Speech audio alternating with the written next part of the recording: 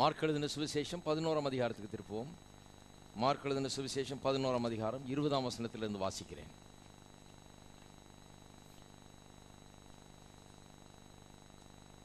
மறுநாள் காலையிலே அவர்கள் அவ்வழியே போகும்போது அந்த அத்திமரம் வேரோடே பட்டு போயிருக்கிறதை கண்டார்கள். பேதுரு நினைவு கூர்ந்து அவரை நோக்கி, ரவி, இதோ நீர் சபித்த அத்திமரம் பட்டு போயிற்று என்றான். இயேசு அவர்களை நோக்கி, தேவனிடத்தில் விசுவாசம் உள்ளவர்களாயிருங்கள். எவனாகிலும் இந்த மலையை பார்த்து நீ பெயர்ந்து சமுத்திரத்தில் தள்ளுண்டு போ என்று சொல்லி தான் சொன்னபடியே நடக்கும் என்று தன் இருதயத்தில் சந்தேகப்படாமல் விசுவாசித்தால் அவன் சொன்னபடி ஆகும் என்று மெய்யாகவே உங்களுக்கு சொல்லுகிறேன். தேவனுடைய விசுவாசத்தை குறித்து கடந்த பல வாரங்களாக போதித்து வருகிறோம் என்பதை நீங்கள் அறிவீர்கள். தேவனுடைய விசுவாசம் என்கிறது இந்த பகுதியிலிருந்து வருகிறது. 22ஆம் வசனத்திலிருந்து 22ஆம் வசனத்தை வாசித்தீர்கள் என்றால், இயேசு அவர்களை நோக்கி தேவனிடத்தில் விசுவாசம் உள்ளவர்களாயிருங்கள் என்று சொன்னார்னு வாசிக்கிறோம். ஆங்கிலத்தில் சில மொழிபெயர்ப்புகளில் மார்ஜினல் ரெண்டரிங்கில் ஆல்டர்னேட்டிவ் டிரான்ஸ்லேஷன் மாதிரி கொடுக்குறாங்க. அதில் சொல்லியிருக்காங்க, have the God kind of faith என்று சில மார்ஜினல் ரெண்டரிங் அப்படி சொல்லப்பட்டிருக்கிறது. ஏனென்று சொன்னால் உண்மையான அர்த்தம் அதுதான் நாங்கள் பொருத்தமாக இருக்கிறது. Have the God kind of faith, தேவனுடைய விசுவாசம். தேவனுக்கு எப்படிப்பட்ட விசுவாசம் இருக்கிறதோ அப்படிப்பட்ட விசுவாசத்தை உடையவர்களாயிருங்கள் என்று இங்கே சொல்லப்பட்டிருக்கிறது. தேவன் விசுவாச தேவனாக இருக்கிறார். நாம் விசுவாச தேவனின் விசுவாச பிள்ளைகள். அப்போ தேவனுடைய விசுவாசத்தை உடையவர்களாயிருங்கள் என்று இங்கே இயேசு சீஷர்களை பார்த்து சொன்னார். அந்த தேவனுடைய விசுவாசம் எப்படிப்பட்டது? உலகத்தில் விசுவாசம்னு பேசுகிறாங்க. அதுக்கும் தேவனுடைய விசுவாசத்துக்கும் வித்தியாசம் இருக்கிறது. பைபிள் ஃபெய்த்துக்கும் உலக பிரகாரமாக ஜனங்கள் விசுவாசம் என்று பேசுகிறதுக்கும் பெரிய வித்தியாசம் இருக்கிறது. இதை புரிந்து கொள்ள வேண்டும். விசுவாசம் என்று வேதத்தில் பேசப்படுகிறது என்ன? நிறைய பேர் சொல்கிறாங்க, நீங்கள் கவர்மெண்ட் உத்தியோகம் பண்ணுறீங்கயா, நாங்கள் விசுவாசத்தில் வாழ்கிறோம். அவங்க நினச்சிட்டு இருக்காங்க கவர்மெண்ட் உத்தியோகம் பண்ணால் அவங்க விசுவாசத்தில் வாழலை, இவங்க வேலை இல்லாத இருக்கிறதுனால விசுவாசத்தில் வாழ்கிறாங்க. கிடையாது. விசுவாசத்தில் வாழ்கிறதுக்கு அதுக்கு சம்மந்தமே கிடையாது. எல்லாருமே விசுவாசத்தில் தான் வாழுகிறோம். இங்கே இருக்கிற அத்தனை பேரும் எந்த உத்தியோகத்தில் இருந்தாலும் சரி, யாராக இருந்தாலும் சரி, ஒவ்வொரு விசுவாசியும் விசுவாசத்தில் தான் வாழுகிறோம். விசுவாசத்தால் நீதிமான் பிழைப்பான். இதுதான் விசுவாசி பிழைக்கிற வழி. அதுதான் விசுவாசம். இப்போ விசுவாசம் என்கிறது நன்றாய் புரிந்து கொள்ள வேண்டிய ஒரு காரியம். அதனால தான் இதை போதித்து கொண்டிருக்கிறேன். இந்த தேவனுடைய விசுவாசத்தை குறித்து சில காரியங்களை ஏற்கனவே சொல்லி வந்தேன். முதலாவது என்ன சொன்னேன்? தேவனுடைய விசுவாசம் எதன் அடிப்படையில் இயங்குகிறது? இயற்கை உலகத்தில், அதாவது காணப்படுகிற இந்த இயற்கை உலகத்தில் இருக்கிற எல்லாமே காணப்படாத உலகத்திலிருந்து வந்தது தான். இந்த காணப்படாத உலகம் இதுக்கு முன்னாடியே இருக்குது.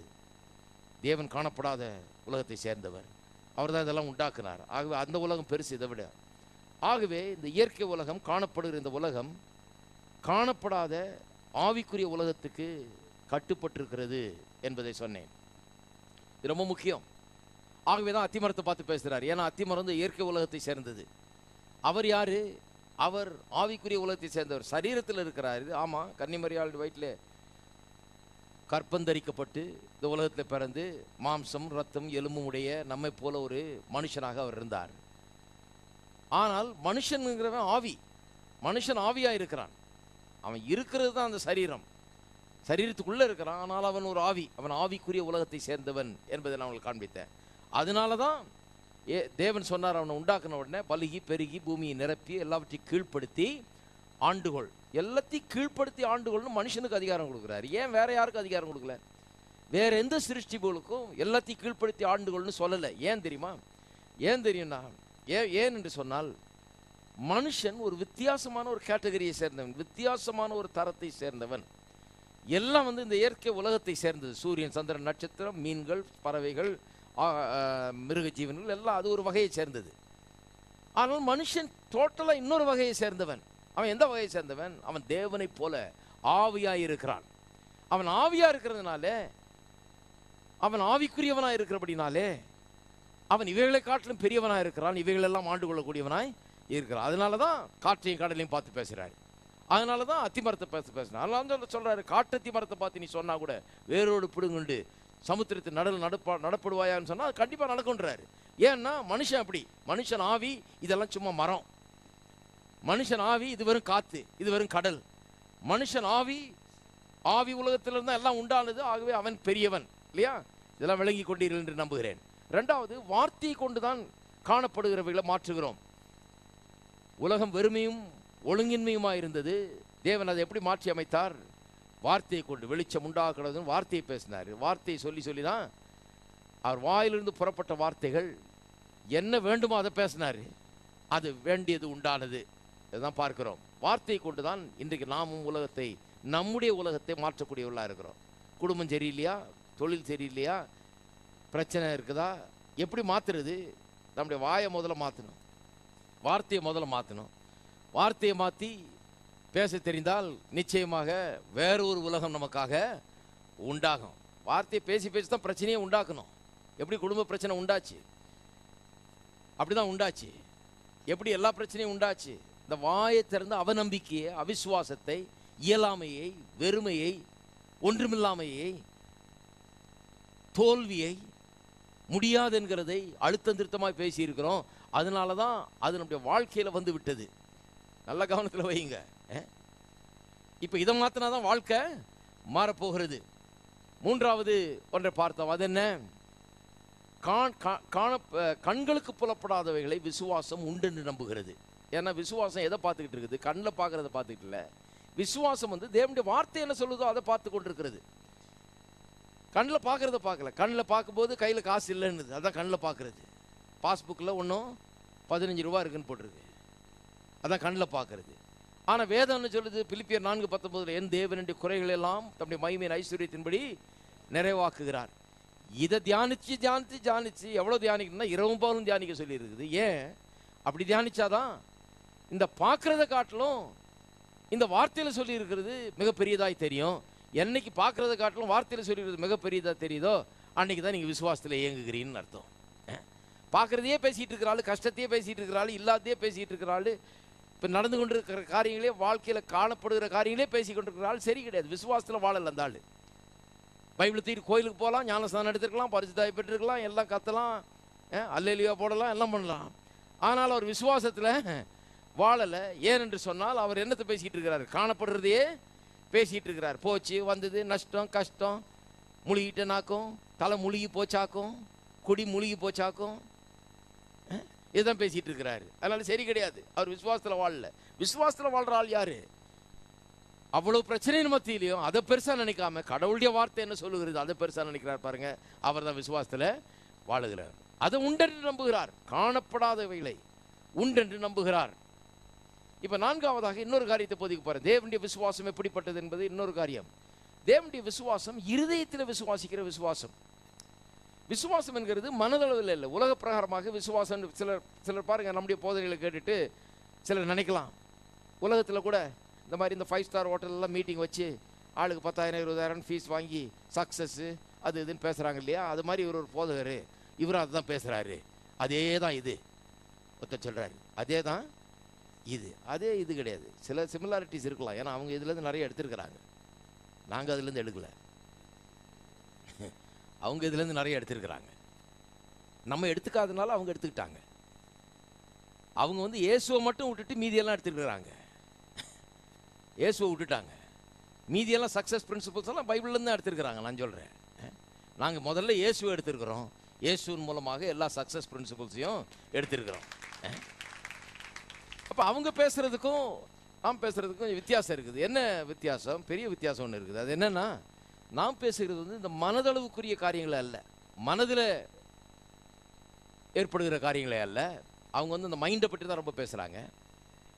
ஆனால் நாம் வந்து இந்த ஆவியில் வார்த்தையை வைத்து இருதயத்தில் விசுவாசிக்கிறது குறித்து பேசுது. இருதயம்ன்றதை வந்து உலகத்தார் எடுத்துக்கொள்கிறதே கிடையாது. அவங்க என்ன நினைக்கிறாங்க, மனுஷன்னா அவன் ஒரு சரீரம், அவன் ஒரு மனது இருக்குது அவனுக்கு, அப்படி தான் நினைக்கிறாங்க.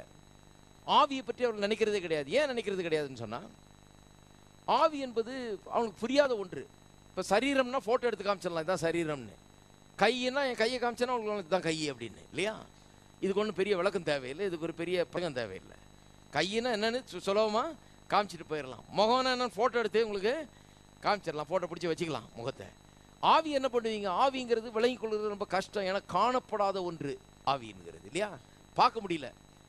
ஆகவே தான் என்ன பண்ணுறோம், இந்த ஆவி என்கிற காரியத்தை உலகத்தார் வந்து ஏற்றுக்கொள்றதே கிடையாது. மனுஷன் ஆவி ஆத்மா சரீரமாக இருக்கிறான்ங்கிறத ஏற்றுக்கொள்றதே கிடையாது. அவன் வெறும் மனமும் சரீரமாக தான் இருக்குதான்னு சொல்லுவாங்களே ஒழிய, ஏன்னா அவ்வளோதான் அவங்களுக்கு விளங்கி கொள்ள முடியுது. சரீரத்தை பார்க்குறாங்க, விளங்கி கொள்ள முடியுது. அறிவு ஆற்றல் இதெல்லாம் அவங்க கொஞ்சம் புரிஞ்சு கொள்ள முடியுது. ஆகவே மனுஷனுக்கு அறிவு இருக்குதுன்னு புரியுது, அதனால் அதை ஒத்துக்கொள்கிறாங்க. ஆனால் ஆவி, மனுஷன் ஆவியாக இருக்கிறான்றதை அவங்க ஏற்றுக்கொள்கிறது கிடையாது. ஆனால் வேத வசனம் அப்படி போதிக்கிறது. இருதயத்தில் விசுவாசிக்கிறது குறித்து இங்கே சொல்லியிருக்கு பாருங்க. இந்த இருதயத்தில் விசுவாசிக்கிறதுனா என்னன்னா, ஆவிக்குள்ளாக விசுவாசிப்பது. இதுதான் இந்த காலை வெளியில் உங்களுக்கு போதிக்க விரும்புகிறேன். இதை நல்லா புரிந்து கொள்ள வேணும், கொஞ்சம் கவனமாக கேட்க வேணும். ஏன்னா சில காரியங்கள்லாம் கொஞ்சம் கஷ்டமாக இருக்கலாம் புரியறதுக்கு. ஆனால் அதை புரிஞ்சுக்கிட்டா தான் பைபிளே புரியும் நமக்கு. இது புரிஞ்சுக்கிட்டா தான் அந்த சத்தியங்களே புரியும் நமக்கு. இந்த மார்க் 11ஆம் அதிகாரம் 23ஆம் வசனத்தை பார்த்தீங்க இல்லையா? எவனாகிலும் இந்த மலையை பார்த்து நீ பெயர்ந்து சமுத்திரத்தில் தள்ளுண்டு போ என்று சொல்லி தான் சொன்னபடியே நடக்கும் என்று தன் இருதயத்திலே, எல்லாரும் சொல்லுங்க, இருதயத்திலே, இருதயத்திலே சந்தேகப்படாமல் விசுவாசித்தால். எங்க விசுவாசிக்கணும்? இருதயத்திலே சந்தேகப்படாமல் விசுவாசிக்கணும். இப்போ திருப்புங்க ரோமர்கள் எழுதின நிருபம் 10ஆம் அதிகாரம் 9-10 வசனங்களை வாசிக்கிறேன். ரோமர் 10ஆம் அதிகாரம் 9-10 வசனங்களை. என்னவென்றால், கர்த்தராகிய இயேசுவை நீ உன் வாயினால் அறிக்கையிட்டு தேவன் அவரை மரித்தோர்ந்து எழுப்பினார் என்று உன் இருதயத்தில் விசுவாசித்தால் ரட்சிக்கப்படுவா. எல்லாம் சொல்லுங்க, இருதயத்தில் விசுவாசித்தால் ரட்சிக்கப்படணும்னா 2 காரியம் பண்ணுன்றார். ஒன்று, இயேசு உன் வாயினாலே கர்த்தர் என்று அறிக்கையிட்டு இருதயத்தில் விசுவாசிக்க வேணும். திட்டவட்டமாக சொல்லியிருக்கு பாருங்க. எங்க விசுவாசிக்கணும்? இந்த விசுவாசம் என்கிறது இருதயத்திலே காணப்பட வேண்டிய ஒன்று, மனதில் அல்ல, இருதயத்திலே. அப்ப இந்த இருதயத்தில் விசுவாசிக்கிறது என்ன? ரொம்ப காலமா எனக்கு இது வழங்காமலே இருந்தது. இருதயத்தில் விசுவாசிக்கணும், இருதயத்தில் விசுவாசிக்கணும். என்ன இருதயத்தில் விசுவாசிக்கிறது? அடுத்த வசனம் சொல்லுது பாருங்க, நீதி உண்டாக இருதயத்திலே விசுவாசிக்கப்படும். அப்படின்னா என்ன அர்த்தம்? நீதி உண்டாகனா ஒரு பாவி வந்து இயேசுவை ரட்சகராக ஏற்றுக்கொண்டு அவரை அறிக்கை செய்கிறான். அறிக்கை செய்யும் போது நீதி உண்டாகிறதா, அதாவது நீதிமானாக அவன் மாறுகிறான். பாவி வந்து நீதிமானாகவே மாறுகிறான். அப்ப நீதி உண்டாக இருதயத்தில் விசுவாசித்து ரட்சிப்புண்டாக வாயினால் அறிக்கை பண்ணப்படும். அப்ப நீதி உண்டாக இருதயத்தில் விசுவாசிக்கணும். ஒருத்தர் இருதயத்தில் விசுவாசிக்கும் போது பாவி நீதிமானாக மாறுறான். வாயினால் அறிக்கை செய்யும் போது ரட்சிப்பை பெறுகிறான். அப்ப மறுபடியும் இந்த இருதயத்தில் விசுவாசிப்பது என்று சொல்லியிருக்குது. இது ரொம்ப நாள் விளங்கலை எனக்கு. இது இருதயத்தில் விசுவாசிக்கிறதுனா என்ன, இருதயத்தில் விசுவாசிக்கிறதுனா என்ன, கொஞ்சம் பார்ப்போம் இன்றைக்கு. இருதயம்னு சொல்ல அநேக நேரத்தில் வேதத்தில் பாருங்க, இருதயம்னு உடனே இந்த பிளட்டை பம்ப் பண்ணி சரீரம் முழுக்க அனுப்புதே, அந்த அவயம்னு நினைச்சக்கூடாது. டிக்கி டிக்குன்னு அடிச்சிட்டு இருக்கு பாருங்க, அதுதான் இருதயம். இருதயத்தில் விசுவாசம் அங்கே விசுவாசிக்கணும் அப்படின்னு. அங்கே விசுவாசிக்க முடியாது. அங்கே விசுவாசிக்கணும்னு சொன்னால் அதை மாதிரி ஒரு தப்பு இருக்க முடியாது.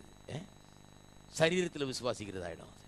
அது வெறும் சரீர அவயம். அது பிளட்டை பம்ப் பண்ணி சரீரம் முழுக்க அனுப்புது. அது ஒரு ஃபங்க்ஷனுக்காக இருக்குது. ஆனால் இருதயம் என்கிறது ஒரு தாட்டை வெளிப்படுத்துறதுக்காக, ஒரு கருத்தை சொல்கிறதுக்காக இங்கே சொல்கிறார். ஒரு ஒரு ஒரு ஒப்பனையாக சொல்கிறார், அவ்வளோதான். இருதயத்தில் விசுவாசிக்க வேண்டும்னு சொன்னால், இப்போ பாருங்கள், ஒரு மரத்தை எடுத்துக்கொள்வோம். சில நேரத்தில் சொல்கிறோம் the heart of the tree அப்படின்னு சொல்கிறோம். ஹார்ட் ஆஃப் த ட்ரீனா என்ன? அந்த மரத்தினுடைய மைய பகுதி, மெயின் பார்ட் இல்லையா? The heart of the tree. அது மரத்தில் இலை இருக்குது, பிரான்ச் இருக்குது, எல்லாம் இருக்குது. ஆனால் ஹார்ட் ஆஃப் த ட்ரீன்னு ஒன்று இருக்குது இல்லையா? ஒரு சப்ஜெக்ட் எடுத்துக்கொள்வோம், சப்ஜெக்டை பேசுகிறோம், த ஹார்ட் ஆஃப் த சப்ஜெக்ட்ன்றோம். அந்த ஹார்ட் ஆஃப் த சப்ஜெக்ட்னா என்ன? நான் பேசிக்கொண்டிருக்கிற அந்த சப்ஜெக்டினுடைய மெயின் முக்கியமான ஒரு பகுதின்றோம் இல்லையா? ஒரு ஒப்பனையாக தான் சொல்கிறோம். அதை ஹார்ட்டுங்கிற வார்த்தையை வந்து இதை சொல்லலை, இந்த ஹார்ட் இல்லை, அது ஒரு கருத்தை வெளிப்படுத்துறதுக்காக சொல்கிறோம். அதே போல தான் த ஹார்ட் ஆஃப் மேன் என்று வேதவசனம் சொல்லும்போது அநேக இடங்களில் வேதத்தில் பார்த்தீங்கன்னா, கான்டெக்ஸ்ட் படி பார்க்கணும், சில இடங்களில் பார்த்தீங்கன்னா ஹார்ட் ஆஃப் மேன் சொல்கிறது அல்லது ஹார்ட்னு சொல்லி இருக்கிறது வந்து மனிதனுடைய இருதயத்தை குறிக்கிற. ஹார்ட் ஆஃப் மேன் சொல்கிறது மனிதனுடைய ஆவியை குறிக்கிறது. மனிதன் ஆவி ஆத்துமா சரீரமாய் இருக்கிறான். ஆவி ஆத்மா சரீரம் அவன். இந்த உலகத்தாருக்கு அது விளங்குறது இல்லை பாருங்க. அவங்க வந்து ஒரு சரீரம் ஆத்மான்றாங்க. ஏன்னா சரீரத்தை பார்க்க முடியுது, ஆத்மாவை கொஞ்சம் புரிந்து கொள்ள முடியுது, அந்த ஆத்மான மனதை. ஆனால் ஆவியை பார்க்கவே முடியல. ஆகவே அந்த ஆவியை சுத்தமாக விட்டுடுறாங்க அவங்க. ஆனால் நமக்கு இதுதான் ரொம்ப முக்கியமாக இருக்கிறது. வேதவசனம் திட்டவட்டமாக போதிக்கிறது. மனிதன் ஆவி ஆத்மா சரீரமாக இருக்கிறான். இன்னும் கேட்டால் தேவன் எப்படி ஆவியாக இருக்கிறாரோ அதே போல மனுஷனும் ஒரு ஆவி. மனிதன் ஒரு ஆவி. இந்த ஆவியா இருக்கிற மனுஷன் ஒரு சரீரத்துக்குள்ளே குடிகொண்டிருக்கிறான். அவனுக்கு ஒரு மனது இருக்கிறது, ஆத்மா இருக்கிறது. இதுதான் வேதவசனத்தின் திட்டவட்டமான போதனை. எடுப்போம் 1 தெசலோனிக்கேயர். இது கொஞ்சம் கவனிங்க. ஏன்னு சொன்னால் இதெல்லாம் அஸ்திபார காரியங்கள். இதெல்லாம் கொஞ்சம் விளங்கிக்கிட்டா தான் நான் மற்ற காரியங்கள் நீங்கள் யார், நீங்கள் யாருன்னா ஏதோ மாம்ச பிண்டம்னு நினச்சிக்கூடாது. ஏதோ சாப்பிட்டோம், போனோம், தூங்கினோம், எந்திரிச்சோம், வயிறு ரொம்பிச்சுன்னா போதும். சில சொல்கிறாங்க இல்லையா, வயிற்ற கழுவுறதுக்கு தாங்க இவ்வளோ வேலை கிடையாது. நீங்கள் வயிறு நிறைய மனுஷனுக்கு சோறு போட்டு பாருங்கள், அவன் நிம்மதியாக தூங்க மாட்டான். நல்லா சாப்பிட்டு விட்டு செவத்தை பார்த்துட்டு இருப்பான். நான் எங்கேருந்து வந்தேன், எதற்கு பிறந்தேன், எங்கே போகிறேன், இந்த வாழ்க்கையின் அர்த்தம் என்ன, தூங்கியா பேசாமல், நல்லா சாப்பிட்டு இல்லை பேசாமல் தூங்க வேண்டியதானே வேலை அப்படின்னா, இல்லை இல்லை எனக்கு சமாதானம் இல்லை, நிம்மதி இல்லை, எனக்கு எங்கேருந்து வந்தேன் எங்கே போகிறேன்னு கேட்டுருப்பான். அவன் ஒரு விசித்திரமான பிறவி. ஒரு குரங்குக்கு சாப்பாடு போட்டால் பேசாமல் படுத்துவங்க போகுது.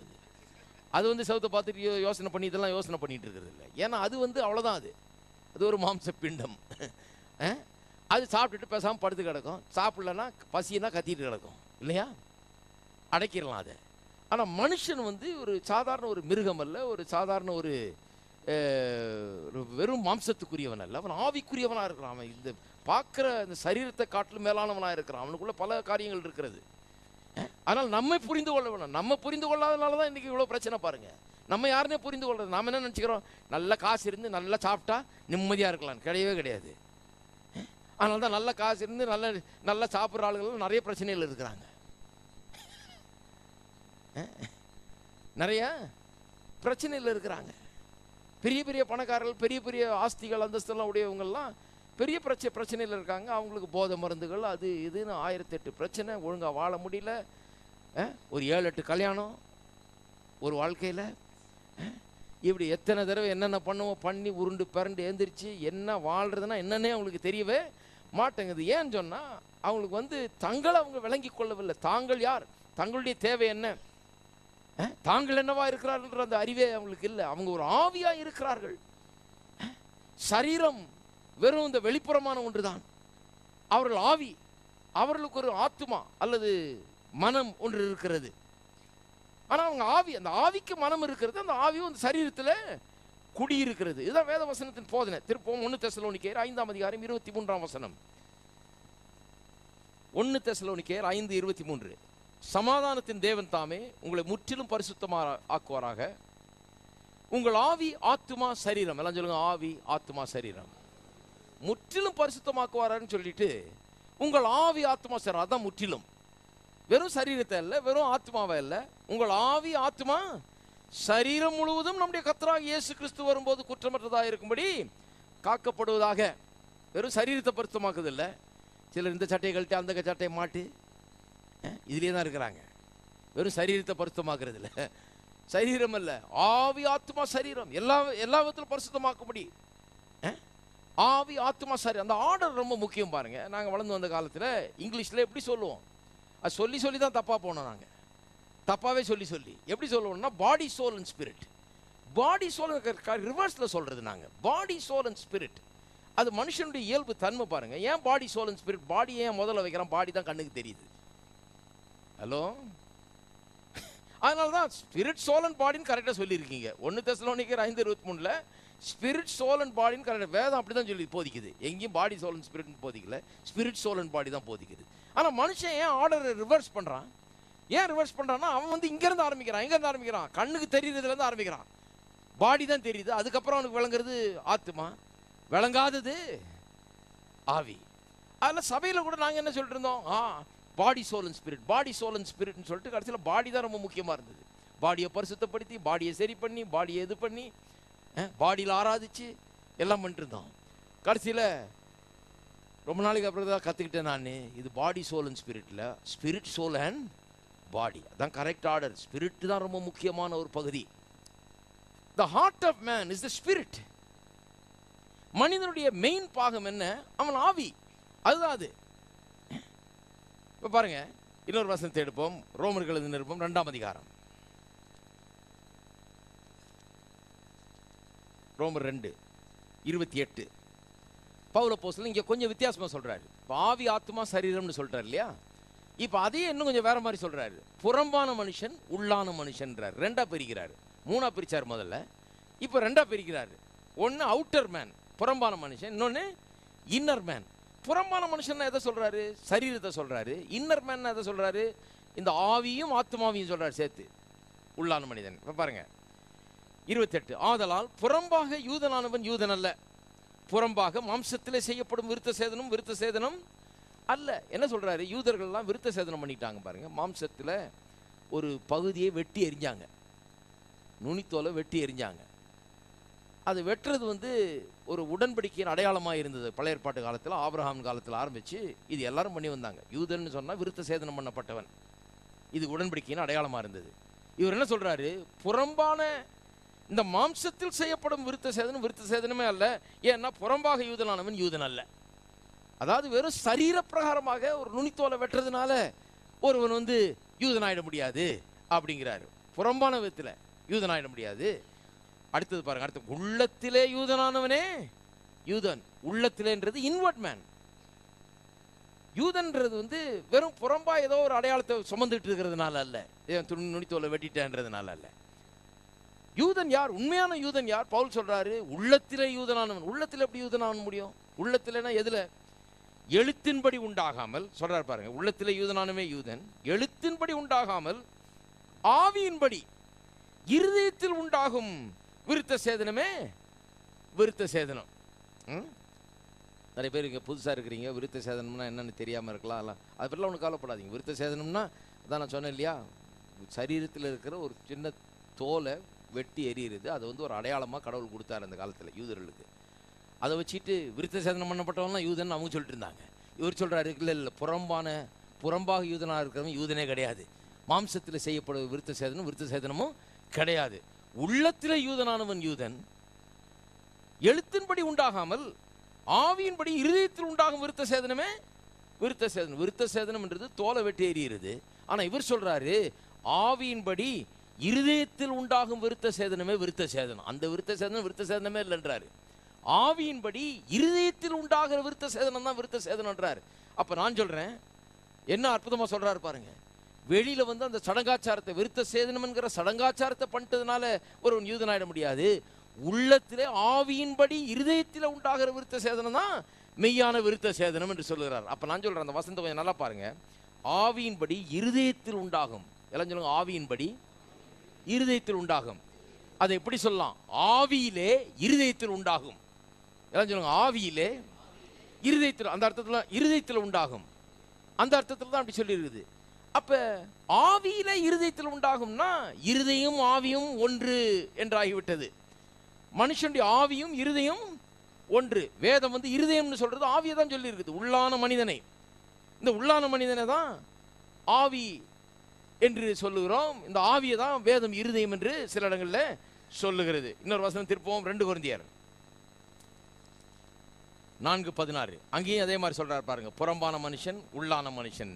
வெளியில இருக்கிற மனுஷன், வெளியில இந்த சரீரம் தான் புறம்பான மனுஷன். உள்ளான மனுஷன் தான் யாரும்? ஆவி, ஆத்மா. பாருங்க, ஆனபடியினாலே நாங்கள் சோர்ந்து போகிறதில்லை. எங்கள் புறம்பான மனுஷனானது அழிந்தும் உள்ளான மனுஷனானது நாளுக்கு நாள் புதிதாக்கப்படுகிறது. நல்லா கவனிங்க. புறம்பான மனுஷன் என்ன பண்றானா? அழிகிறானா. அழிகிறான்னா என்ன அர்த்தம்? டிட்டீரியேட் ஆகிட்டே இருக்குது. நாளுக்கு நாள் என்ன, அது வயசாகிட்டே இருக்குது. கொஞ்சம் வருஷத்துக்கு முன்னால் பார்த்தீங்கன்னா முடியெல்லாம் கருப்பாக இருந்தது. இப்போ கருப்பு முடியை தேட வேண்டியதாக இருக்குது. ஏன்னா புறம்பான மனுஷன் அழிந்து, இது புறம்பான மனுஷன் நாளுக்கு நாள் வயசாகிட்ட போது அழிந்துக்கிட்டே இருக்கிறான். ஆனால் இதில் அற்புதம் என்னன்னா, இது வெறும் புறம்பான மனுஷன் தான். இது பழசாகிறதுனால நான் பழசாயிரல. நான் உள்ள இருக்கிறவன். இது என்னுடைய சரீரம். இது நான் அல்ல. இது என்னுடைய சரீரம். இதை போய் நான் நினைச்ச கூடாது. பாவம், அவர் வயசாயிட்டாரு. நான் வயசாகலைங்க.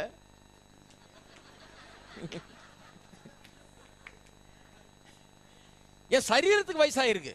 ஹலோ, சரீரத்துக்கு தான் வயசாயிருக்கு, எனக்கு வயசாகல. புறம்பான மனுஷன் அழிந்தும் உள்ளான மனுஷன் நாளுக்கு நாள் புதிதாக்கப்படுகிறான். என் உள்ளான மனுஷன் 20 வருஷத்துக்கு முன்னால இருந்ததை காட்டிலும் மிகவும் பொலிவு நிறைந்தவனாய் இருக்கிறான். உள்ளத்தில் மெருகேறி இருக்கிறது. என்னுடைய ஆவி மனிதனுக்குள்ளாக இன்னும் பிரைட்டா இருக்கிறேன். நான் 20 வருஷத்துக்கு முன்னால ஒண்ணு தெரியாம இருந்தேன். 30 வருஷத்துக்கு முன்னால ஒண்ணு சத்தியம்லாம் ஒண்ணு புரியாம இருந்தேன். ஆனால் இப்பொழுதோ தேவனுடைய வார்த்தையினால், சத்தியத்தினால் இந்த உள்ளம் ஒளி வீசி பிரகாசிக்கிறது. உள்ளான மனுஷனானவன் நாளுக்கு நாள், ஒவ்வொரு நாளும் 10 வருஷத்துக்கு முன்னால இன்னைக்கு இருந்ததுக்கும் இன்னைக்கு இருந்ததுக்கும் எவ்வளவு வித்தியாசம் இருக்கிறது. நாளுக்கு நாள் உள்ளான மனுஷனானவன் புதிதாக்கப்படுகிறான். இருக்கீங்களா? நிறைய பேருக்கு ஒரே கவலை, நாங்கள் வயசாயிட்டே போகுது, நல்லா இருந்த சரியெல்லாம் சுருக்கம் விழுந்துருச்சு, இதையே வெளியே பார்த்துக்கிட்டு இருங்க. உள்ள எப்படி இருக்குது? உள்ள பிரமாதம் ஆகிட்டு இருக்குது. நாளுக்கு நாள் புதிதாகி கொண்டே இருக்கிறது. பெட்டர் ஆகிட்டே போகிறோம். நாளுக்கு நாள் பலத்தின் மேல் பலன், மகிமையின் மேல் மகிமை அடைந்து கொண்டே போய் கொண்டிருக்கிறோம். விசுவாசி, கிறிஸ்தவ விசுவாசிகள்னா சில காரியங்களை புரிந்து வைத்துக்கிறோம். அதனால தான் நம்ம சரீரம் பழசாகிறத பற்றி வயசாகிறத பற்றிலாம் பயப்படுறதே கிடையாது. என்னைக்காவது ஒரு நாள் இந்த சரீரத்தை தூக்கி எறிஞ்சிட்டு வேற ஒரு சரீரத்தை போட்டுக்க போகிறோம் நம்ம. அதனால் இந்த ஒரு சரீரம் ஒரு பெரிய இது கிடையாது. இது வயசாகிறதுனால, இந்த சரீரம் வயசாகிறதுனால நம்ம கவலைப்படுறது கிடையாது. ஏன்னா நான், எனக்கு வயசாக முடியாது, நான் நாளுக்கு நாள் புதிதாக்கப்படுகிறேன். இருக்கீங்களா? அப்போ புறம்பான மனுஷன், உள்ளான மனுஷன். உள்ளான மனுஷன் புதிதாக்கப்படுகிறான், புறம்பான மனுஷன் அழிந்து கொண்டிருக்கிறான்னு சொல்லப்பட்டிருக்குது. 1 கொரிந்தியர் 9. ஏன்னா வேதம் எப்படி பேசுதுன்னு பாருங்க.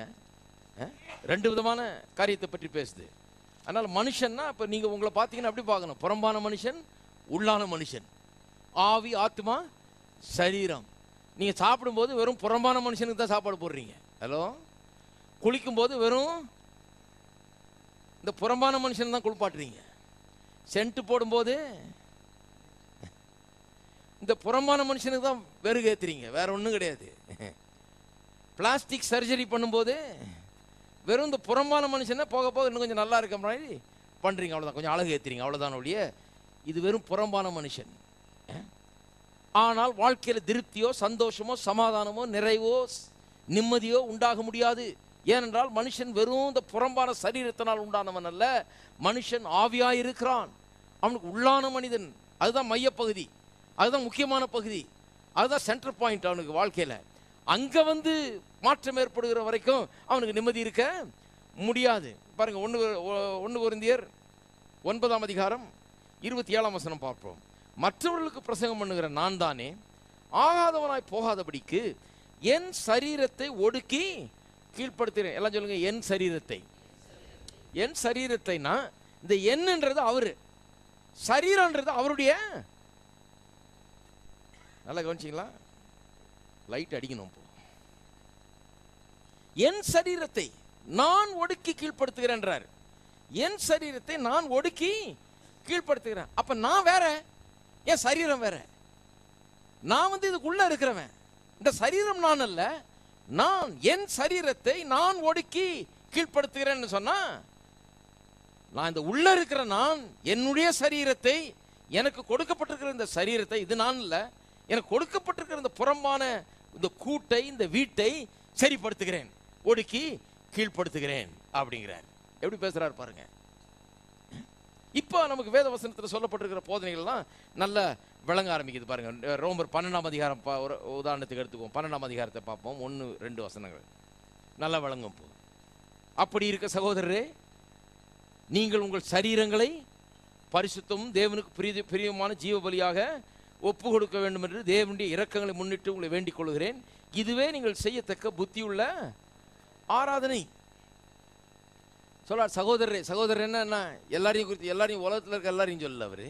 சகோதரர்னா சபையில் இருக்கவங்களை பற்றி சொல்றாரு. சபையில் இருக்கவங்க யாரு? அவர்கள் மறுபடியும் பிறந்தவர்கள். மறுபடியும் பிறந்தவர்கள்லாம் அவர்கள் யாரு? அவர்கள் வந்து ஆவியில மறுபடியும் பிறந்தவர்கள். இயேசு நிக்கதேமை பார்த்து சொல்றாரு இல்லையா, நீ மறுபடியும் பிறவாவிட்டால் தேவனுடைய ராஜ்யத்தை காண மாட்டான். அவனுக்கு ஆச்சரியமாயிடுச்சு. ஐயோ, என்ன மறுபடியும், நான் 50 வயசு ஆயிடுச்சு, எப்படி மறுபடியும் பிறக்கிறது? என் தாயின் வயிற்றுலாம் போய் திருப்பி மறுபடியும் பிறக்க முடியுமான்றான். சொல்றாரு, இல்லை இல்லை, அதிசயப்படாத, நான் சொல்றதை பற்றி நான் ஒரு ஆவிக்குரிய மறுபிறப்பை சொல்லுகிறேன். ஆவியில நீ மறுபடியும் பிறக்கிறத பற்றி உனக்கு சொல்லிட்டு இருக்கிறேன்றாரு. அப்ப ஒருவன் மறுபடியும் பிறக்கும்போது என்ன ஆகிறது? சரீரமா மறுபடியும் பிறக்குது? கிடையாது, அதே சரீரம் தான். சிலருக்கு அது மறுபடியும் பிறந்தா நல்லா இருக்கும் போல இருக்குது. அதே சரீரம் தான். மனதும் மறுபடியும் பிறக்கிறது இல்லை. எது மறுபடியும் பிறகுது? ஆவிதான். ஒருவன் கிறிஸ்துவுக்குள் இருந்தால் அவன் புது சிருஷ்டியாக இருக்கிறான், பழையவைகள் ஒழிந்து போன எல்லாம் புதிதான்னு. எங்கே புதிதாச்சு? எல்லாம் சரீரத்தில் புதுசாச்சா? எல்லாம் மனதில் புதுசாச்சா? கிடையாது, எல்லாம் ஆவியில தான் புதுசாச்சு. அப்ப ஆவியில தான் மறுபிறப்பு நடக்கிறது. இந்த ஆவியில மறுபடியும் பிறந்தவர்கள், உள்ளான விதத்தில் மறுபடியும் பிறந்தவர்கள், உள்ளான மனிதனிலே மறுபடியும் பிறந்தவர்கள். அவளை பார்த்து சொல்றார் சகோதரரே. அவங்க தான் சகோதரர். ஏன்னா அவங்க மறுபடியும் பிறந்து தேவனுடைய சபையில் இருக்காங்க. சகோதரரே, நீங்கள் உங்கள் சரீரங்களை பரிசுத்தமும் தேவனுக்கு பிரியமான ஜீவ பலியாக ஒப்பு கொடுக்க வேண்டும் என்று வேண்டிக் கொள்கிறேன். உங்க சரீரங்களை சரிப்படுத்துகின்றார். சகோதரரே, உள்ளானவத்தில் மறுபடியும் பிறந்தவர்களே, இப்போ உங்க சரீரத்தை ஒடுக்கி கீழ்ப்படுத்துங்கள். உங்கள் சரீரத்தை நினைச்சதெல்லாம் செய்ய வைக்காதீங்க. உங்க சரீரத்தை கண்ட்ரோலுக்குள்ள கொண்டு வாருங்கள். அதான் சொல்றாருங்க. அடுத்த வசனம் பாருங்க. நீங்கள் இந்த பிரபஞ்சத்துக்கு ஒத்த வேஷம் தெரியாமல் தேவனுடைய நன்மையும் பிரியமும் பரிபூர்ணமான சித்தம் என்னதென்று பகுத்தறியத்தக்கதாக உங்கள் மனம் புதிதாகிறதுனாலே, எல்லாம் சொல்லுங்க, மனம் புதிதாகிறதுனாலே. முதல் வசனம் சரீரத்தை எப்படி இது பண்றதுன்னு சொல்றாரு, சரிப்படுத்துறதுன்னு சொல்றாரு. அதை பரிசுத்தமும் தேவனுக்கு பிரியமான ஜீவ பலியாக ஒப்பு கொடுக்கணுன்றாரு. இப்போ இந்த அதே சகோதரர்களுக்கு சொல்றாரு, நீங்கள் உங்கள் மனம் புதிதாகிறதுனாலே மறுரூபம் ஆங்கள். அப்ப என்ன சொல்றாரு, உள்ளெல்லாம் சரியாயிடுச்சுப்பா, ஆனா இப்போ என்ன பண்ணணும், சரீரத்தை சரி பண்ணணும். அப்புறம் என்னத்தை பண்ணணும், மனதை சரி பண்ணணும். ஆவி, ஆத்மா, சரீரம். ஆவி சரியாயிடுச்சு, இப்போ என்ன பண்ணுங்க, ஆத்மாவை சரி பண்ணுங்க, சரியான திங்கிங்கில் கொண்டு வாங்க, மனம் புதிதாகட்டும். அப்புறம் என்ன பண்ணுங்க, சரீரத்தை பரிசுத்தமும் தேவனுக்கு பிரியமான ஜீவ பலியாக ஒப்பு கொடுக்க அதை செய்யுங்க. இந்த சரீரத்தையும் மனதையும் கட்டுப்பாட்டுக்குள்ள கொண்டு வாருங்கள் என்று சொல்லுகிறார். விளங்குதா? எத்தனை பேர் இருக்கீங்க? அப்போ பாருங்க, மனுஷன் ஆவி, ஆத்மா, சரீரமா இருக்கிறான். மனுஷன் ஆவி, அவனுக்கு ஒரு சரீரம் கொடுக்கப்பட்டிருக்கிறது, சரீரத்தில் வாழுகிறான். அவனுக்கு ஒரு மனம் கொடுக்கப்பட்டிருக்கிறது அல்லது ஆத்மா கொடுக்கப்பட்டிருக்கிறது என்று வேதவசனம் நமக்கு போதிக்கிறது. இப்போ 2 கொரிந்தியருக்கு திருப்போம். சிலருக்கெல்லாம் இது அறிமுகமாகாத ஒரு சத்தியமாக இருக்கலாம். அதனால் இன்னைக்கு பார்க்கறது நல்லது. ஏன்னா சொன்னால் தான் வழங்கும். இருதயத்தில் விசுவாசிக்கிறதுனா என்னன்னு சொல்ல பார்க்குறேன். அதுக்கு தான் இருதயம்னா என்னன்னு முதல்ல எஸ்டாப்ளிஷ் பண்ணணும்ல. இருதயம்னா ஆவி, அதான் சொல்லிட்டு இருக்கிறேன். 5ஆம் அதிகாரம் 1ஆம் வசனம். பூமிக்குரிய கூடாரமாகிய நம்முடைய வீடு அழிந்து போனாலும், மறுபடியும் பாருங்க, இந்த புறமான மனுஷன் எப்படி அழிந்து போறான், வீடு அழிந்து போறோம். நம்முடைய வீடுனா எது, இந்த சரீரம். பூமிக்குரிய கூடாரமாகிய, அதாவது இந்த மண்ணிலிருந்து எடுக்கப்பட்ட இந்த வீடு. சரீரம் எங்க இருந்து உண்டாச்சு, பூமியின் மண்ணினால உண்டானது. பூமிக்குரிய கூடாரமாகிய நம்ம வீடு அழிந்து போனாலும் தேவனால் கட்டப்பட்ட கைவேலை இல்லாத நித்திய வீடு பரலோகத்தில் நமக்கு உண்டு என்று அறிந்திருக்கிறோம். ஏனெனில் அதுக்கப்புறம் 6ஆம் வசனம் வாசிக்கிறேன். 6ஆம் வசனம், நேரம் இல்லை. நாம் தரிசித்து நடவாமல் விசுவாசித்து நடக்கிறோம். எல்லாம் சொல்லுங்க, தரிசித்து நடவாமல் விசுவாசித்து நடக்கிறோம். அப்படின்னா என்ன அர்த்தம், கண்ணில் பார்த்து நடவாமல் விசுவாசித்து. நல்லா கவனிங்க, இங்கே கோயில் முடிஞ்சோடனே வெளியே போகும்போது கண்ணில் பார்த்து தான் நடக்கணும். தப்பாக நினச்சிக்காதீங்க. போகும்போது அல்லேலூயா அப்படின்னு போகக்கூடாது. கண்ணை மூடிக்கிட்டு கண்ணை நல்லா திறந்து வச்சுக்கிட்டு போங்க. ஏன்னா கண்ணு வந்து அதுக்காக கொடுக்கப்பட்டிருக்கிறது. சரீரத்தை எதுக்கு கொடுத்திருக்கிறாரு, to be in contact with the world, உலகத்தோடு தொடர்பு கொள்ளும்படியாக. இந்த உலகத்தோடு நமக்கு இருக்கிற தொடர்பு என்ன, நம்முடைய ஐம்புலன்கள். இந்த ஐம்புலனும் ஆஃப் பண்ணிட்டா, காது சுத்தமாக கேட்கலன்னா, கண்ணு சுத்தமாக தெரியலனா, கண் ஃபீல் பண்ணி டச் பண்ணி எதுவும் அறிந்து கொள்ள முடியலனா, ருசிச்சு எதையும் பார்க்க முடியலனா, இந்த ஐம்புலன்களும் இல்லாமல் போயிடுச்சுன்னா அப்புறம் ஒரு வெஜிடபிள் தான் நம்ம, இல்லையா? இந்த உலகத்தில் எந்த வித ஃபீலிங்கோ, எந்த விதமான ருசியோ, எந்த விதமான காரியத்தையும் கேட்கவும் முடியாது, பார்க்கவும் முடியாது, ருசிக்கவும் முடியாது, ஒன்றும் செய்ய முடியாது. அப்போ இந்த ஐம்புலன்கள் இந்த சரீரத்தில் தான் இருக்குது, சரீரத்துக்கு அடுத்த வேவை. இதை என்னத்துக்கு கொடுக்கப்பட்டிருக்கிறது, இந்த உலகத்தை நாம் அறிந்து கொள்ளும், டு நோ த வேர்ல்டு, இது கொடுக்கப்பட்டிருக்கிறது. இது எதுக்கு கொடுக்கப்பட்டிருக்கிறது, மனம் எதுக்கு கொடுக்கப்பட்டிருக்கிறது, ஆத்மா. ஆத்மா எதுக்கு கொடுக்கப்பட்டிருக்குதுன்னா, to know yourself and to know intellectually, அதாவது அறிவுபூர்வமாக சில காரியங்களை அறிந்து கொள்ளும்படியாக, உங்களை நீங்கள் அறிந்து கொள்ளும்படியாக கொடுக்கப்பட்டிருக்கிறது. எது, இந்த ஆத்மா. ஆவி எதுக்காக கொடுக்கப்பட்டிருக்கிறது, ஆவி வந்து தேவனை அறிந்து கொள்ளும்படியாக கொடுக்கப்பட்டிருக்கிறது. தேவன் ஆவியாக இருக்கிறார், நாமும் ஆவியாக இருக்கிறோம்.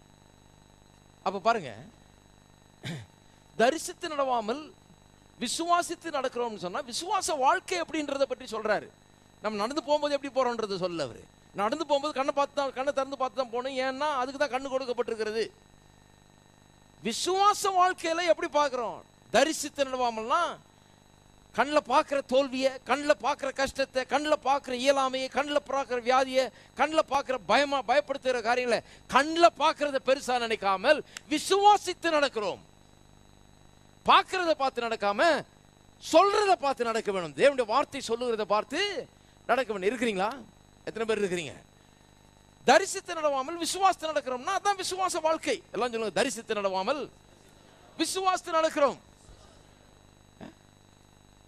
அப்ப கண்ணில் பார்க்கறதெல்லாம் வச்சுக்கிட்டு அதையே பேசிக்கிட்டு அதையே இது பண்ணிக்கிட்டு நொந்துகிட்டு இருக்கிறது இல்லை. கர்த்தருடைய வார்த்தை என்ன சொல்லுகிறதுன்னு அதை பார்த்து அதையே பேசிக்கிட்டு அதையே தியானித்து அதையே அறிக்கை செய்து அதையே உள்ளத்தில் வச்சு அப்படி நடக்கிறோம். அதுதான் விசுவாச வாழ்க்கை. இருக்கீங்களா? அப்புறம் சொல்லி இருக்கு பாருங்க, 6ஆம் வசனம், தரிசித்து நடவாமல் விசுவாசத்தில் நடக்கிறோம். இந்த தேகத்தில் குடியிருக்கையில், இந்த தேகத்தில் குடியிருக்கையில், யார் இந்த தேகத்தில் குடியிருக்கிறா? யாருங்க டெனன்ட்? குடியிருக்கிறவர் யாரு? ஆவி. நான் இந்த தேகத்தில் குடியிருக்கிறேன். அப்படி சொல்றாரு பாருங்க, இந்த தேகத்தில் குடியிருக்கையில் கர்த்தரிடத்தில் குடியிராதவர்களாக இருக்கிறோம் என்று அறிந்தும் எப்பொழுதும் தைரியமாக இருக்கிறோம். நாம் தைரியமாகவே இருந்து இந்த தேகத்தை விட்டு குடி போகவும் கர்த்தரிடத்தில் குடியிருக்கவும் அதிகமாய் விரும்புகிறோம். ஒரு கிறிஸ்தவனுக்கு மரணம்ங்கிறது இந்த தேகத்தை விட்டு போய் கர்த்தரிடத்தில் இருக்கிறது. அப்படிதான் கிறிஸ்தவர்கள் மரணத்தை யோசிக்கிறோம் நம்ம, இல்லையா? அது நிமித்தமே நாம் சரீரத்தில் குடியிருந்தாலும் குடியிராமற் போனாலும் அவருக்கு பிரியமானவர்களாக இருக்க நாடுகிறோம். அப்ப சரீரத்தை பற்றி எப்படி பேச பாருங்க. நாம் வேற, சரீரம் வேற. நாம் சரீரத்தில் குடியிருந்தாலும் குடியிராமற் போனாலும் அப்படின்னா, நான் என்கிறது ஆவி, நான் மனுஷன்றது ஆவிதான். கடவுள் எப்படி ஆவியா இருக்கிறாரோ அப்படியே மனுஷனும் ஆவி. ஆனா என்ன ஒண்ணு, மனுஷனுக்கு இப்போ ஒரு சரீரம் கொடுக்கப்பட்டிருக்குது. அவன் இருக்கிறது, அவன் குடியிருக்கிறது ஒரு சரீரத்தில் குடியிருக்கிறான்னு வேதம் சொல்லுது. சரி, அப்ப இருதயத்தில் விசுவாசிக்கிறதுனா என்ன? இருதயத்தில் விசுவாசிக்கிறதுன்னு சொன்னா ஆவியில விசுவாசிப்பது. மனுஷன் ஆவியா இருக்கிறான், அதுதான் வேத வசனம் திரும்ப திரும்ப இருதயம் சொல்லுது. இருதயத்தில் விசுவாசித்தால் இருதயத்தில் நீதி உண்டாக இருதயத்தில் விசுவாசிக்கப்படும். எவனாக இந்த மலையை பார்த்து நீ பேர்ந்த சமுத்திரத்தை தள்ளுண்டு போ என்று சொல்லி தன் இருதயத்தில் சந்தேகப்படாமல் விசுவாசித்தால், அப்ப இருதயத்தில் விசுவாசிக்கிறது தான் விசுவாசம். பாருங்க, உலக பிரகாரமாக ஏதோ மனதளவில் நம்புறது இல்லை, இருதயத்தில் விசுவாசிக்கிறது தான் விசுவாசம். அப்ப உலக பிரகாரமான நம்பிக்கைக்கும் இந்த நாம் போதிக்கிற வேத விசுவாசத்துக்கும் பெரிய வித்தியாசம் உண்டு. உலகத்தில் அவர்கள் சொல்லுகிறது மனதுக்கு அடுத்த ஒரு காரியம், இங்க நாங்க சொல்றது இருதயத்துக்கு அடுத்த ஒரு. இருதயத்தில் இதை போட வேண்டும். இருதயத்தில் விசுவாசிக்கிறது என்ன? ஆவியில விசுவாசிக்கிறது. ஆவியில நான் எப்படி விசுவாசிக்க ஆரம்பிக்கிறேன்? எப்படி எனக்குள்ள விசுவாசம் வருகிறது? எப்படி ஆவியிலே நான் விசுவாசிக்க அதற்கு வழியே இந்த வசனத்தின் மூலமாக தான் வருது. இந்த வசனத்தை எடுத்து நான் என்ன பண்ணுகிறேன்? என்னுடைய ஆவிக்குள்ளாக நான் போடுகிறேன். இந்த வசனத்தை எடுத்து எப்படி ஆவிக்குள்ள போடுறேன் நான்? இந்த வசனத்தை அதான் சொல்லியிருக்குது, இரவும் பகலும் அவருடைய வேதத்தில் தியானமாக இருக்கிற மனுஷன் பாக்கியவான். அவன் நீர்கால் மூலமாக நடப்பட்டு தன் காலத்தில் கனியை தந்து இலையுதிராது இருக்கிற மரத்தை போல் இருப்பான். அவன் செய்வதெல்லாம் வாய்க்கும். யாரு? இரவும் பகலும் எதுல தியானமாக இருக்கிற மனுஷன்? இதுல தியானமாக இருக்கிற மனுஷன். ஞாயிற்றுக்கிழமை கோயிலுக்கு போயிட்டு பிரசங்க கேட்டு வந்த மனுஷன் சொல்ல, இரவும் பகலும் அவருடைய வேதத்தில் தியானமாக இருக்கிற மனுஷன். நல்லா கவனிக்க வேணும் பாருங்க. அப்ப ஆலயத்துக்கு வர்றது ரொம்ப அவசியம். ஏன்னு சொன்னா இப்படிப்பட்ட சத்தியங்களை கேட்க முடியுது. இருதயத்தில் விசுவாசிக்கிறதுனா என்னன்னு இல்லைன்னா உங்களுக்கு தெரியாதே. இப்போ அதுக்கு தானே போதிச்சிட்டு இருக்கிறோம். இருதயத்தில் விசுவாசிக்கிறது என்னன்னு போதிக்கிறோம். இப்போ நீங்கள் என்ன பண்ண போறீங்க? வசனத்தை கேட்குறீங்க, சத்தியங்களை கேட்குறீங்க, வாக்கு தத்தங்களை கேட்குறீங்க. இப்போ நீங்கள் என்ன பண்ணணும்? இதை எடுத்து கொண்டு போய் ஏதோ இன்னைக்கு ஒரு பிரசங்கம் கேட்டோம் அப்படின்னு குறிப்பு எடுத்துக்கிட்டோம் அப்படின்னு இல்லை, ஏதோ சில வசனம்லாம் எழுதி வச்சிட்டோம், நோட்ஸ் எழுதி வச்சுட்டோம் அப்படி கிடையாது. எப்போ இருதயத்தில் அது போகுதுன்னு சொன்னால், நிறைய பேர் கவனிங்க, நிறைய பேர் அதனால கோயிலுக்கு போயும் பயனடைகிறது இல்லை. ஏன்னா கோயிலுக்கு போய் ஏதோ அறிவுபூர்வமாக கேட்டுட்டு வந்துடுறாங்களே ஒழிய அது இருதயத்துக்கு போகிறது இல்லை. கவனிக்கிறீங்களா? இருதயத்துக்கு போகிறது இல்லை. கோயிலில் உட்காந்து கேட்கும்போது அறிவுபூர்வமாக கேட்டுடுறாங்க, இருதயத்துக்கு அது போகிறது இல்லை. இருதயத்துக்கு அப்போ போகிறது இந்த வசனத்தை எடுத்து, இது நான் தான், இது கர்த்தர் என் மெய்ப்பராக இருக்கிறாருன்னா தாவீதுடைய மெய்ப்பர் இல்லை, யாருடைய மெய்ப்பர்? என்னுடைய மேய்ப்பர். நான் தாழ்ச்சி அடையன்னு சொன்னா அவன் தாழ்ச்சி அடையன்னு கிடையாது, நானே தாழ்ச்சி அடைய மாட்டேன். திடீர்னு ஒரு வெளிச்சம் உண்டாகுது. என் ஆவிக்குள்ளாக தேவ ஆவியானவர் இந்த வசனத்தை எடுத்து அவர் புகட்ட ஆரம்பிக்கிறார், போதிக்க ஆரம்பிக்கிறார், எனக்கு ஒரு வெளிச்சத்தை கொடுக்கிறார். நான் திடீர்னு காண ஆரம்பிக்கிறேன், இது என்ன பற்றி தான் சொல்லி இருக்குது. ஆஹா, இது என்னதான் சொல்லி இருக்குது, இது இன்னொருத்தனை சொல்லல, என்ன சொல்லி இருக்குது, இதை சொன்ன ஆள கூட இல்லை, என்னதான் இது சொல்லுகிறது என்பதை ஆவியானவர் எனக்கு உணர்த்த ஆரம்பிக்கிறார். எனக்கு உணர்த்த ஆரம்பிச்ச உடனே இது நான் தான் அப்படிங்கிற ஒரு எண்ணம் எனக்குள்ள உண்டாகிறது. அப்ப நான் சொல்ல ஆரம்பிக்கிறேன், கர்த்தர் என் மேய்ப்பராய் இருக்கிறார், என் மேய்ப்பராய் இருக்கிறார், நான் தாழ்ச்சி அடையேன். சிங்கக்குட்டி தாழ்ச்சி அடைந்து பட்டினி கிடந்தாலும் கர்த்தருக்கு பயப்படுகிறவர்களுக்கு ஒரு நன்மையும் குறைவுபடாது. நான் தான் அது, நான் கர்த்தருக்கு பயப்படுகிறவன், எனக்கு ஒரு நன்மையும் குறைவுபடாது. அவரே என் பரிகாரியாகிய கர்த்தராய் இருக்கிறார், என் அப்பத்தி தண்ணீரை ஆசீர்வதித்து நீ வியாதியை நீக்குகிறவராய் அவர் இருக்கிறார். அப்போ நான் என்ன பண்ணுறேன், ஏதோ பிரசங்கம், இதை பற்றி ஒருத்தர் பிரசங்கம் பண்ணதை கேட்டதில்லை, கேட்டது மட்டுமல்ல, அதை எடுத்துக்கொண்டு இப்போ தேவ ஆவியானவருடைய உதவியை கொண்டு இதை இருதயத்தில் செலுத்த ஆரம்பித்து விட்டேன். அப்போ என்ன பண்ணுறேன், வாயை திறந்து நான் சொல்ல ஆரம்பிக்கிறேன், கர்த்தாவே நீர் என் மேய்ப்பராக இருக்கிறீர், அதனால் நான் தாழ்ச்சி அடைவது இல்லை. கர்த்தாவே நீர் என்னுடைய பரிகாரியாகிய கர்த்தர், ஆகவே நோய்களுக்கு இடமில்லை இயேசுவின் நாமத்தினாலே. என்னுடைய அப்பத்தை தண்ணீரை ஆசீர்வதித்து, என்னுடைய அப்பத்தின் தண்ணீரை ஆசீர்வதித்து வியாதி என் மத்தியிலிருந்து நீக்குகிறீர் நீர், இயேசுவின் நாமத்தினாலே. வியாதிக்கு இங்கே இடமில்லை, வியாதியை நீக்குகிறவர் நீர். ஹலோ, இருக்கீங்களா? வியாதி இருக்கலாம், ஆனால் நான் என்ன பண்ணுறேன், வியாதியை பார்க்கறது இல்லை, எதை பார்த்து கொண்டிருக்கிறேன், இதை பார்த்து கொண்டிருக்கிறேன். பாருங்க, மனுஷன் இயல்பாக எதை பார்க்குறான், பார்க்கறது தான் பேசுவான் மனுஷன். சாதாரணமாக நேச்சுரல் மேன் எடுத்துங்க, ஒரு சாதாரண மனுஷன், இயற்கை மனிதன் எடுத்துங்க. அவன் என்ன சொல்லுவான், ஒரே இடுப்பெல்லாம் குடையுதுங்க, காலெல்லாம் வலிக்குதுங்க, ஒரே பலவீனமாக இருக்குதுங்க, தலை கிருன்னு சுற்றுதுங்க, இவன் என்னென்ன ஃபீல் பண்ணுறானோ அதெல்லாம் சொல்லிட்டு கிடப்பான். ஒரே பயமாக இருக்குதுங்க, படபடன்னுதுங்க. அதான் மனுஷன். மனுஷன்னா என்னன்னா அவனுக்கு என்ன ஃபீலிங் இருக்கோ அதான் பேசுவான் அவன். எந்த மனுஷனும் கர்த்தருக்கு ஸ்தோத்திரம் நான் நன்றாக இருக்கிறேன் சாதாரணமாக சொல்ல மாட்டான்.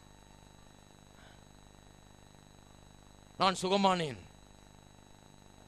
எனக்கு தாழ்ச்சியே கிடையாது அப்படி சொல்லுவானா யாராவது? யாரும் சொல்ல மாட்டான்.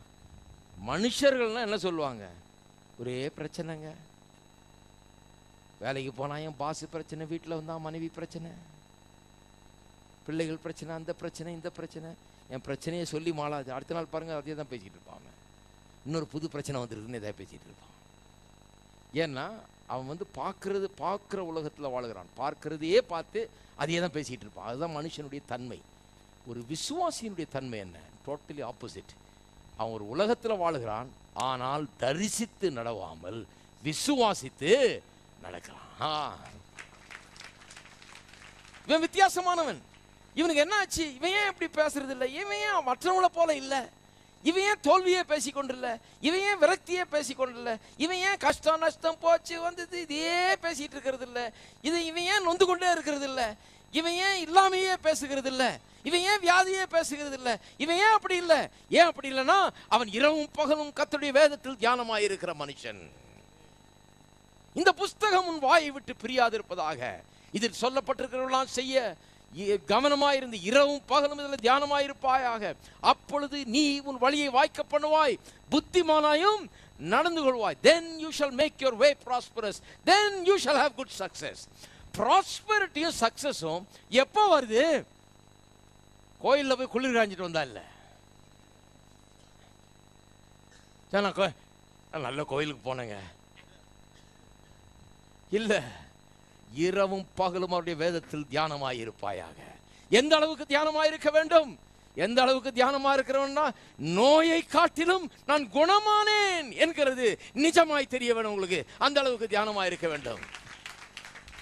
உங்கள் பொருளாதார குறைவை காட்டிலும் நிறைவு உங்களுக்கு பெருசா தெரிய வேணும். என்னுடைய குறைகளை எல்லாம் நிறைவாக்குகிறவர் அவர், எனக்கு குறைவில்லை என்கிறது பிரதானமாய் உங்கள் கண்களுக்கு தெரிய வேண்டும். தரிசித்து நடவாமல் விசுவாசித்து நடக்கிறேன் என்று சொன்னபடி அப்படி ஆக வேணும். அது வரைக்கும் விடக்கூடாது தியானத்தை. ஹலோ, அதைத்தான் இங்க சொல்லிருக்கு. அதுதான் இருதயத்தில் போனது விசுவாசம். அது நடக்கலன்னா இருதயத்தில் போலன்னு அர்த்தம். யாராவது ஒரு ஆளை கஷ்டத்தையே பேசிட்டு இருக்கிற ஆள், வியாதியே பேசிட்டு இருக்கிற ஆள், சொல்றேன் தப்பா நினைக்காதீங்க. வியாதி இருக்கலாம் ஒருவேளை, என்னங்க வியாதி தான் இருக்குது அவருக்கு, வேற என்னத்தை பேசுவார் அவரு, அவர் பாவம் அவர் கஷ்டத்தை சொல்றாரு அப்படின்றீங்க. நான் சொல்றேன், நான் ஆவிக்குரிய மனுஷனை பற்றி பேசுறேன். அவன் என்ன பண்ணுறான்? இரவும் பகலும் இதை தியானித்து கொண்டிருக்கிறபடினால அது கூட அவனுக்கு பெருசாக தெரியல. எது பெருசாக தெரியுது? கர்த்தர் நல்லவர், கர்த்தர் என்னோடு கூட இருக்கிறார், என்னை பலப்படுத்துகிறார், என் ஜீவனும் பலனுமாய் அவர் இருக்கிறார். அது அவனுக்கு பெரிதாய் தெரிகிறதுனால வியாதி இருந்தால் கூட அவன் அதை தான் பேசி கொண்டிருக்கிறான். அதுதான் தரிசித்து நடவாமல் விசுவாசித்து நடக்கிறது என்பதுன்னு அர்த்தம். இல்லைங்களா? இருக்கீங்களா? எத்தனை பேர் இருக்கீங்க?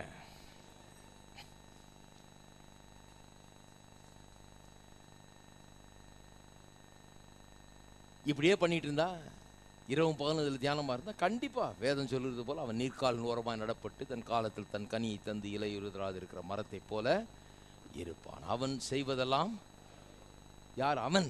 அவன்னா கண்டவனும் இல்லை, அவன். அந்த யார் அவன்னா சொல்லியாச்ச முதல்ல. இரவும் பகலும் ஒரு வேதத்தில் தியானமாக இருக்கிற அந்த மனுஷன். கோயிலுக்கு போயிட்டு வந்த மனுஷன் இல்லை. கோயிலுக்கு போயிட்டு வந்து அப்புறம் அந்த வசனங்களை எடுத்து, அடடே இன்னைக்கு சொன்னதெல்லாம் எனக்காக தான், இதை நான் திங்கள்லேருந்து சனிக்கிழமை வரைக்கும் மறந்துட போகிறதில்லை, இதை எடுத்து நான் சொல்லிக்கொண்டே இருக்க போகிறேன். என்னை பற்றி தான் இன்றைக்கி சொன்னாங்க கோயிலில், என்னை பற்றி தான் வேத வசனம் சொல்லுது, இந்த வாக்கு தத்தம் எனக்குரியது. அப்போ வாக்கு தத்தங்கள்லாம் எடுத்து வியாதி நீங்குகிறதுக்குரிய வாக்கு தத்தங்கள், சுகத்துக்குரிய வாக்கு தத்தங்கள், பொருளாதார செழிப்புக்குரிய வாக்கு தத்தங்கள், வெற்றிக்குரிய வாக்கு தத்தங்கள், சந்தோஷத்துக்குரிய வாக்கு தத்தங்கள், சமாதானத்துக்குரிய வாக்கு தத்தங்கள், குடும்ப நல்வாழ்வுக்குரிய வாக்கு தத்தங்கள், உங்கள் பிள்ளைகள் எப்படி இருக்க வேண்டும் என்கிறது குறித்த வாக்கு தத்தங்கள், நீங்கள் எப்படி இருக்க வேண்டும் என்கிறது குறித்த வாக்கு தத்தங்கள், இதையெல்லாம் எடுத்து கொண்டு வச்சு இதை இரவும் பகலும் தியானித்து கொண்டிருப்பது தான் ஆவிக்குரிய மனுஷனுக்கு அடையாளம். அதையெல்லாம் எடுத்து கொண்டாந்து முன்னாடி வைத்து இந்த புஸ்தகம் வாயை விட்டு பிரியாது இருப்பதுன்னா அதுதான், அது பிரியாது இருப்பதாக. சிலருக்கு வாயை விட்டு தோல்வி பிரியாமல் இருக்குது, நேரம் பார்த்தாலும் அதே பேசிகிட்டு இருக்கிறது. அப்புறம் என்னன்னு தெரியலையா, கடவுள் விட்ட வழின்றாங்க. கடவுளை விட்டார் அந்த வழி? நியாயமாக சொல்லுங்கள். கடவுள் அந்த வழி விடவே இல்லை, நாம் அந்த வழியை வகுத்துக்கிட்டோம். பாருங்கள், திருப்புங்கள் நீதிமொழிகள்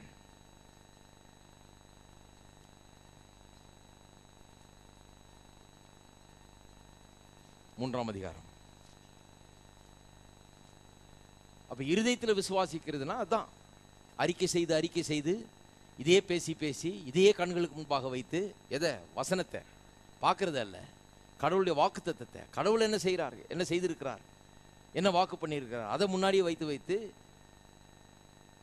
வாழ்க்கையில் நடக்கிற காரியங்கள் பெருசாக இல்லை, அவர் சொன்ன காரியம்தான் பெருசாக இருக்குதுன்னு ஆயிடுச்சுன்னா இருதயத்தில் வந்துடுச்சுன்னு அர்த்தம். இருதயத்தில் விசுவாசம் வந்துடுச்சுன்னு அர்த்தம். மனதில் விசுவாசம் இருந்ததுன்னா என்னாகும்? பார்க்குற காரியங்கள் பெருசாக தோணும், சில நேரத்தில் இங்கே சொல்கிறது காரியம் பெருசாக தோணும். அப்போ மனசில் தான் இருக்குதுன்னு அர்த்தம். மனதளவில் இருக்குது, இருதயத்தில் வந்துடுச்சுன்னா உள்ளே போயிடுச்சு, வேர் ஊன்றிடுச்சுன்னு அர்த்தம். அந்த வேர்லேருந்து தான் மரம் வளரணும், அந்த வேர்லேருந்து தான் கனி உண்டாக வேண்டும். இருதயத்தில் வந்துருச்சா இல்லையான்னு நிச்சயமாக சொல்லலாம். விசுவாசம் இருதயத்துக்குள்ளே போயிடுச்சான்னு தெரியும். ஏன்னு சொன்னால் வார்த்தை இருதயத்துக்குள்ளே போயிடுச்சான்னு தெரியும். வார்த்தையை டெலிபரேட்டாக வேண்டுமென்றே இருதயத்தில் வைக்க முடியும், எடுத்து நீங்களே வைக்க முடியும். இருதயத்தில் ஒரு விதையை எடுத்து எப்படி நிலத்தில் நடுறோமோ அதுபோல வார்த்தை எடுத்து இருதயத்தில் வைக்க முடியும். அதுதான் அறிக்கை. அந்த அறிக்கையினுடைய மேன்மை அதுதான். நீங்களே எடுத்து தினந்தோறும் அந்த வார்த்தையை உள்ளத்தில் வைத்து நட்டு, அந்த நடப்பட்ட வார்த்தைக்கு தினந்தோறும் வார்த்தையை கொண்டு தண்ணீர் பாய்ச்ச வேண்டும். அதை பண்ணலாம் நாமளே. 3ஆம் அதிகாரம் நீதிமொழிகள் வாசிக்கிறேன் பாருங்க, 5ஆம் வசனத்திலிருந்து. உன் சுய புத்தியின் மேல் சாயாமல் உன் முழு இருதயத்தோடும், எல்லாம் சொல்லுங்க, முழு இருதயத்தோடும், பாதி இருதயத்தோட அல்ல, முக்காவாசி இருதயத்தோட அல்ல, எவ்வளோ இருதயத்தோட? வெறும் இருதயத்தோடுன்னு சொல்லிருக்கலாம் இங்கே, ஆனால் சொல்றாரு முழு இருதயத்தோடும். சுய புத்தியின் மேல் சாயாமல் உன் முழு இருதயத்தோடும். புத்தியின் மேல அந்த மைண்டு மேலே சாயாத, மைண்டை நம்பி இருக்காத, ஆவிக்குரியவனா இரு. மைண்டு சொல்லுது முடியாதுன்னு. நிறைய கவனிங்க, சில காரியங்களை இப்போ போதிக்க போகிற இந்த விசுவாசத்தை குறித்து ஆச்சரியமாக இருக்கும் நமக்கு. சாதாரணமாக மனுஷன் எவ்வளோ தூரம் போகிறான், மைண்டு எவ்வளோ காமிக்குதோ அவ்வளோ தூரம் தான் போவான். அவன் என்ன நம்புறான்? மைண்டில் எனக்கு இவ்வளோ தான் போக முடியும், இவ்வளோ தான் செய்ய முடியும் அப்படின்னு நம்புறான், அவ்வளோதான் போவான். விசுவாசம் என்கிறது இருதயத்தில் இருக்கிறபடினால மைண்டினுடைய லிமிட்டேஷன்ஸ் எல்லாம் தாண்டிடுது.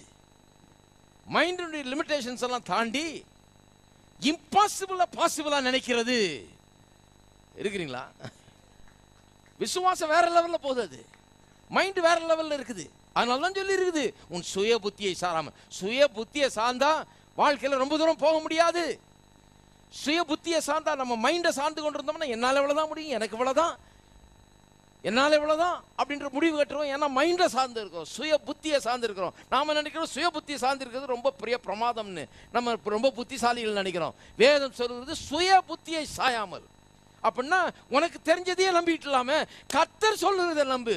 உன் முழு இருதயத்தோடும் கர்த்தரில் நம்பிக்கையாயிருந்து. ஹலோ, இருக்கீங்களா? இங்க கோயிலுக்கு வர்றீங்கன்னு சொன்னா இதை புரிந்து கொள்ள வேண்டும். வெறும் சுய புத்தியில வாழ்ந்து ஒரு எல்லைக்குட்பட்டவர்களா இருக்கிறதுக்கு இந்த கோயிலுக்கு வரல. நம்ம இங்க வந்து கர்த்தர் மேல நம்பிக்கையா இருந்து அற்புதங்களை செய்கிற தேவன், அதிசயங்களை நடப்பிக்கிற தேவன். பாடணும் இல்லையா? அதுக்கு தான் பாடணும். இன்னைக்கு புழுதியிலிருந்து தூக்கிடுவார், குப்பையிலிருந்து உயர்த்திடுவார், பிரபுக்களோடும் ராஜாக்களோடும் உட்கார செய்கிற தேவன் நமக்கு உண்டு. சும்மா பாட்டு இல்லை, அது பாட்டு இல்லைங்க, அது தேவனுடைய வார்த்தை வசனம். தேவனுடைய வார்த்தை வசனம். அது நம்புறீங்களா நீங்க? அது உங்களுக்குரிய வாக்குத்தத்தம். புழுதியிலிருந்து தூக்கிடுவார், குப்பையிலிருந்து உயர்த்திடுவார், பிரபுக்களோடு ராஜாக்களோடும் உட்கார செய்கிறவர் நமக்கு உண்டு. அது உங்களுடைய வாக்குத்தத்தங்க. அது நீங்க ஏன் எடுத்துக்கொள்ளக்கூடாது? அது இன்னைக்கு கேட்டதோடு சரியில்லை, போய் என்ன பண்ணணும், ஞாபகம் வைத்துக்கணும். அதை சும்மா இருக்க நேரத்தில் சொல்லிட்டு இருக்கணும். பிரபுக்களோடும் ராஜாக்களோடு உட்கார வைக்க போறார் தேவன், என்னுடைய தேவன். நான் இந்த நிலையில் இருக்க மாட்டேன், நாளுக்கு நாள் படிக்கப்படி உயர்ந்து ஒவ்வொரு நாளும் உயர்ந்து முன்னுக்கு வருவேன். நான் செய்கிற காரியமெல்லாம் வாய்க்கும். அவருடைய வேதத்தில் இரவும் போல நான் தியானமாக இருக்கிறேன். கர்த்தர் எனக்கு அற்புதங்களை செய்கிறார். மனுஷனால் முடியாத கர்த்தர் எனக்கு செய்கிறார். முடியாததெல்லாம் வாய்க்க பண்ணுகிறார். மனுஷனால் முடியாத கர்த்தர் செய்கிறார். சுய புத்தியின் மேல் சாயாமல். மனுஷனுடைய பிரச்சனையே இன்னைக்கு சுய புத்தி தான். எனக்கு தெரிஞ்சதை நான் செய்கிறேங்க, அதுதான் பிரச்சனை. ஹலோ, என்னால் முடிஞ்சதை நான் செய்கிறேங்க, அதுதாங்க பிரச்சனை. இந்த கோயிலில் வந்தீங்கன்னா என்னால் முடிஞ்சது செய்கிறேன், என்னால் தெரிஞ்சது செய்கிறேன், இதெல்லாம் கிடையாது. கர்த்தர் சொல்றது முழு இருதயத்தோடும் கர்த்தர் மேல் நம்பிக்கையாயிருந்து. நீங்க யாரு? கர்த்தர் என்ன சொல்றாரோ அதுதான் நீங்க. யாருன்னு, நான் இந்த ஜாதிங்க, எங்க ஊர் இந்த ஊருங்க, நான் ஒரு சின்ன குக்கிராமத்திலேருந்து வந்த ஒரு மூலையில் கிடக்கிறவங்க கிடையாது. கர்த்தர் அப்படி சொல்லலை. பிரபுக்களோடும் ராஜாக்களோடும் உட்கார போகிறவர்கள் நீங்கள். அந்த ஜாதி, அந்த பரம்பரையில் வந்து இருக்கிறீங்க நீங்க. அப்படி எண்ணுங்கள். சுய புத்தியின் மேல் சாராயாமல் முழு இருதயத்தோட. என்ன அர்த்தம்? இப்படிப்பட்ட நம்பிக்கையை கர்த்தர் அற்புதர், அவர் அதிசயங்களை செய்வார், என்னை உயர்த்துவார், என்னை ஆசீர்வதிப்பார், நான் செய்கிற காரியமெல்லாம் வாய்க்கும் விளங்கும் என்கிற காரியத்தை முழு இருதயத்தில் வைக்க வேணும். கொஞ்சம் கூட சந்தேகம் இல்லாத விதத்தில் நிரப்பிக்கொண்டே இருக்க வேணும். இதை நிரப்பி நிரப்பி நிரப்பி சந்தேகத்துக்கு இடமில்லாமல் பண்ணி முழு இருதயத்தையும் கர்த்தரை நம்புகிற அந்த நம்பிக்கையினால் நிரப்ப வேண்டும். இருக்கீங்களா? கொஞ்சம் நிரப்பக்கூடாது, முழுசா நிரப்பணும். பாதி இது பாதி அது. ஒரு அம்மா சொல்றாங்க, தாங்க என் பையன் கொஞ்ச நாள் நல்லா இருப்பாங்க, அப்புறம் திருப்பி அந்த பழைய இதில் போயிடுறாங்க. கொஞ்சம் அது சொல்லி, அதுக்கு தான் சொல்லித்தரோம்.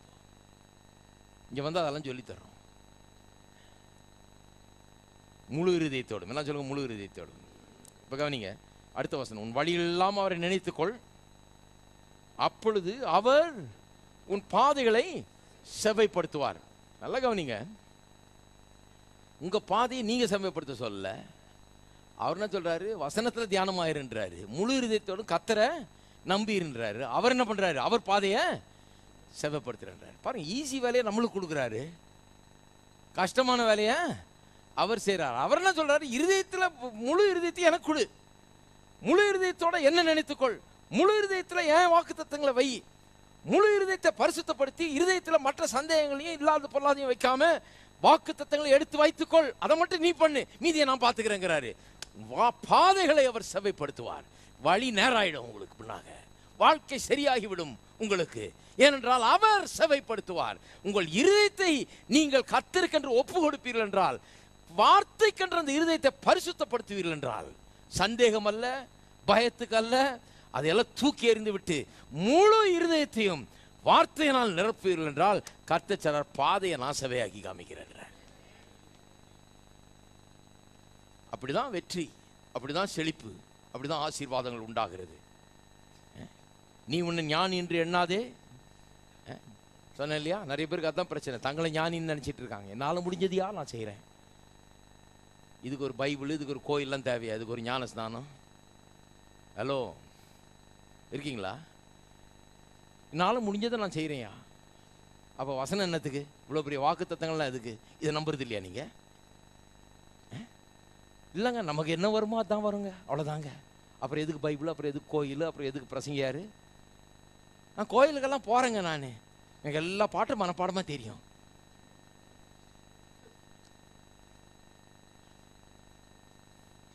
பிரயோஜனம் இல்லை. என்ன இருதயத்தில் விசுவாசம் போல பாருங்கள். ஏதோ அறிவுபூர்வமாக என்னத்தையோ பண்ணிட்டு போயிட்டு பாட்டு பாடிட்டு ஏதோ ஒரு கோயிலுக்கு அட்டன் பண்ணிட்டு என்னத்தையோ பண்ணிட்டு வர்றோம். அறிவுபூர்வமாக சில காரியங்களை செய்கிற மொழியே இருதயத்தில் விசுவாசம் உள்ள உண்டால. இருதயத்தில் வந்துருச்சுன்னா அந்த இருதயம் உள்ள ஃபுல்லாக நிறைஞ்சிருச்சுன்னு வைங்க. இதனால அப்புறம் வாயில் கஷ்டத்தை பேச மாட்டோம், வாயில் வியாதியை பேச மாட்டோம், வாயில் தோல்வியை பேச மாட்டோம், வாயில் விரக்தியை பேச மாட்டோம், வாயில் வெற்றியை பேசுவோம். எந்நேரம் இருதயத்தை நிறைவினால் வாய் பேசும். நீ உன்னை ஞானி என்று எண்ணாதே, கர்த்தருக்கு பயந்து தீமையை விட்டு விலகு. அது உன் நாவிக்கு ஆரோக்கியமும் உன் எலும்புகளுக்கு ஊனமாகும். அது எங்கே வரைக்கும் போகுது பாருங்க, சரீரம் வரைக்கும் வந்து அஃபெக்ட் பண்ணுது. முழு இருதயத்தை கர்த்தருக்கு என்று ஒப்பு கொடுத்தால் வாழ்க்கையை பாதையெல்லாம் செவையாக்கி நேரம் சரீரத்துக்கு வந்து சரீரத்தையே ஆரோக்கியமாக்கக்கூடிய சக்தி அந்த வார்த்தைக்கு இருக்கிறது. இருதயத்தை சரி பண்ணா எல்லாம் சரியாயிடுது. சரீரம் சரியாயிடுது, இருதயத்தை சரி பண்ணா குடும்பம் சரியாயிடுது, இருதயத்தை சரி பண்ணா கைட்டு செய்கிற வேலை சரியாயிடுது, இருதயத்தை சரி பண்ணா எல்லாம் சரியாயிடுது. இருக்கீங்களா? கடைசியாக சொல்கிறேன், நேரம் ஆயிடுச்சு. அப்போ இருதயத்தில் விசுவாசிக்கிறதுன்னு சொன்னால் ஆவிக்குள்ளாக உள்ளான மனிதனில் விசுவாசிப்பது. அப்படி நடக்கும்போது அதனுடைய விளைவு என்ன? அதனுடைய விளைவு நான் சொல்லுகிறேன், சமாதானம், அமைதி, இளைப்பாறுதல். அதான் சொல்லுங்கள், சமாதானம், அமைதி, இளைப்பாறுதல். Peace, quietness and rest. வாசிப்போம். எபிரேயர் 4ஆம் அதிகாரம் 3ஆம் வசனம். விசுவாசித்தவர்களாகிய நாமோ, விசுவாசித்தவர்களாகிய நாமோ, அதாவது முந்தின வசனத்தில் சொல்றாரு, அவர்கள் கேட்ட வசனம் அவர்களுக்கு பிரயோஜனப்படவில்லையா, விசுவாசம் இல்லாமல் கேட்டபடினாலே. இருக்கீங்களா? 2ஆம் வசனத்தை பார்த்தீங்கன்னா, கேட்டவர்கள் விசுவாசம் இல்லாமல் கேட்டபடினாலே அவர்கள் கேட்ட வசனம் அவர்களுக்கு பிரயோஜனப்படலை. நிறைய பேருக்கு இன்னைக்கு சபைகளில் கேட்ட வசனம் பிரயோஜனப்படலை. வசனம் நல்லது தான், வசனம் அருமையானது தான், அதை பிரசங்கம் பண்ணதும் நல்லதான் பண்ணியிருக்காங்க. ஆனால் இவங்க கேட்ட வசனம் இவங்களுக்கு பிரயோஜனப்படவே இல்லை. ஏன் பிரயோஜனப்படலை? விசுவாசத்தோட இவங்க கேட்கல. அப்படின்னா என்ன அர்த்தம்? இருதயத்தில் வைக்கிற அளவுக்கு இவங்க கேட்கல, இருதயத்தில் வைக்கல. அதை எடுத்து இருதயத்தில் விசுவாசம் உண்டாகலை. ஏதோ கேட்டாங்க, நல்ல சத்தியம், அதோடு விட்டாங்க, அவ்வளோதான். இருதயத்தில் வைக்கல, பிரயோஜனப்படவில்லை. 3ஆவது வசனம், விசுவாசித்தவர்களாகிய நாமோ, இருதயத்தில் வைத்த நாமோ, கேட்ட வசனங்களை விசுவாசத்தோடு எடுத்துக்கொண்ட நாமோ, கேட்டதை இருதயத்தில் எடுத்து வைத்த நாமோ, அதான் அர்த்தம். அந்த இளைப்பாறுதலில் பிரவேசிக்கிறோம். இளைப்பாறுதல்னா பதட்டம் கொடுக்கக்கூடிய சூழ்நிலைகளில், பயம் உண்டாக்கக்கூடிய சூழ்நிலைகளில் இளைப்பாறுதல், ரெஸ்ட். உண்மையாகவே வார்த்தை உங்களுக்குள்ள இருக்குமானா உள்ளத்தில் ஒரு அமைதி நிலவும். எத்தனையோ பேர் அதை தேடிட்டு இருக்கிறாங்க. கர்த்தர் சொல்றாரு எது வழின்னு சொல்லி சொல்றாரு, இருதயத்தை வார்த்தையினால் நிரப்பு, விசுவாசத்தை வார்த்தை எடுத்து இருதயத்தில் வை, இருதயத்தில் விசுவாசி. இருதயத்தில் விசுவாசித்தால் அமைதி உண்டாயிருக்கும். எந்த சூழ்நிலையில், கஷ்டமான சூழ்நிலையில் கூட அமைதி உண்டாயிருக்கும். திருப்பவும் பிலிப்பியர்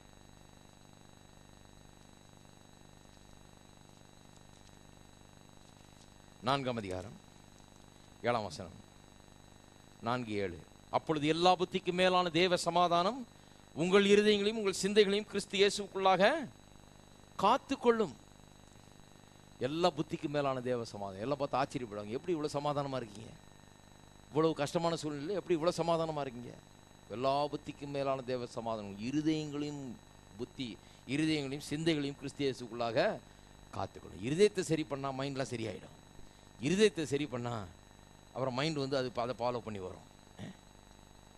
இருதயத்தை சரி பண்ணுங்கள், சமாதானம் ஆட்கொள்ளும்.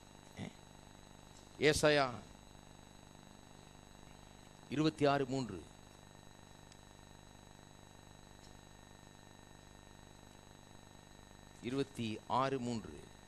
உம்மை உறுதியாய் பற்றி கொண்ட மனதையுடையவன் உண்மையே நம்பி இருக்கிறபடியால், நல்ல கவனிங்க, உம்மை உறுதியாய் பற்றி கொண்ட மனதையுடையவன் உண்மையே நம்பி இருக்கிறபடியால் நீர் அவனை பூரண சமாதானத்துடன் காத்துக்கொள்ளு.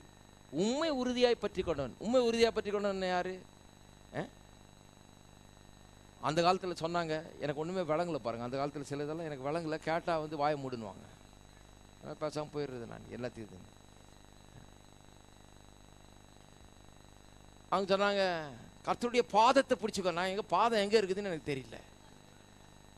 எப்படி பாதத்தை பிடிக்கிறது? அவரை கர்த்தருடைய பாதத்தை விட்டுறாத. ரொம்ப சென்டிமெண்டலாக பேசுவாங்க, சொல்கிறாங்க. பாட்டு ரொம்ப சென்டிமெண்டலாக தான் இருக்கும். பாதம் ஒன்றே வேண்டும், இந்த பாரில் எனக்கு வேறொன்றும் வேண்டாம், பாதம் ஒன்றே. என்னத்த பாதம் எங்கே பிடிக்கிறது? அவர் காலை எங்கேயா தெரிஞ்சால் நான் பிடிச்சிக்குவேன் கண்டிப்பாக. ஆனால் எப்படி பிடிக்கிறது? பாதத்தை பிடினா ஒன்றும் பாட்டு பாடணுமே ஒழிய ஒன்றும் வழங்க மாட்டேது. எப்படி பாதத்தை பிடிக்கிறதுன்னு அப்புறம் தான் கண்டுபிடிச்சேன். அவரை பற்றி கொள்றதுனா எப்படி? அவர் வார்த்தையை பற்றி கொள்ள வேணும். அவரும் அவருடைய வார்த்தையும் ஒன்று. அவருடைய வார்த்தையை நான் பற்றி கொண்டால் அவரை பற்றி கொண்டேன். இருக்கீங்களா? இதை பிடிச்சுங்க. அதான் சொல்லிருக்குது, உம்மை உறுதியாய் பற்றி கொண்ட மனதையுடையவன் உம்மை நம்பி இருக்கிறபடியால் நீர் அவனை பூரண சமாதானத்துடன் காத்துக்கொள். உண்மை உறுதியாய் பற்றி கொண்டவன். அதே போலதான் பாருங்க, சொல்லுவாங்க இல்லையா, இயேசு பொழுது இங்கே உலாவிக் கொண்டிருக்கிறார், நடந்து கொண்டிருக்கிறார். நான் நினைக்கிறது, எங்க சீக்கிரம் பிடி அவரை, தோ அங்கே இருக்கிறார், தோ இங்கே இருக்கிறார். வேதம் சொல்லுது, அப்படி சொன்னா நம்பாதீங்கன்றது. தோ உங்கள் அருகாமையில் இருக்கிறார், இங்க வந்துட்டாராக்கும் தொடுன்னு. அப்புறம் தான் எனக்கு தெரிய வந்தது, இதெல்லாம் தேவையில்லை. ஒரு நாளாவது தேவனுடைய வார்த்தை சொல்லுகிறது, நானே உன் பரிகாரியை கர்த்தர் அப்படின்னு சொல்லுது. அதை பற்றி கொள்ளுன்னு யாரும் சொல்றதே கிடையாது. அவருடைய வார்த்தையை பற்றி கொள்ளுங்கள். தேவர் இங்கே இருக்கிறார், அவர் அங்கே இல்லைங்க, எங்க இருக்கிறாரு? நான் உன்னை விட்டு விலகுவதும் இல்லை, உன்னை கைவிடுவதும் இல்லை என்கிற அந்த வார்த்தையிலே இருக்கிறார். அவர் என்னை விட்டு விலகுவதும் இல்லை, கைவிடுவதில்லைன்னு சொல்லி இருக்குத. அதை நான் பிடிச்சிக்கிட்டேன்னா அவரை பிடிச்சிக்கிட்டேன், அவரை தொட்டுட்டேன்னு அர்த்தம். ஹலோ, அந்த ஸ்திரீ வந்து இயேசுடைய வஸ்திரத்தின் ஓரத்தை தொட்டது மாதிரி என்னைக்கு எனக்கு அந்த கான்டாக்ட் வந்துருதோ, அவர் சொல்லி இருக்கிறார், அது நிச்சயம், அது உண்மைன்றதை நான் உணர்ந்து கொள்ளணும். அன்னைக்கு அவர் வஸ்திரத்தை தோட்டத்துக்கு இணையாயிடுது. அவ்வளவுதான். வார்த்தை தான் எனக்கு கான்டாக்ட் அவரோட. அவர் இங்க சரீரத்தில் உலாவி கொண்டு இல்லை, அவருடைய வார்த்தை தான் கான்டாக்டா இருக்குது. அவருடைய வார்த்தையை பற்றி கொள்ளுங்கள், இருதயத்தில் விசுவாசியுங்கள். வெறும் மனதில் நீ கேட்டீங்க, கொண்டு போய் இருதயத்தில் போடுங்கள். எல்லாரும் எழுந்து நிற்போம்.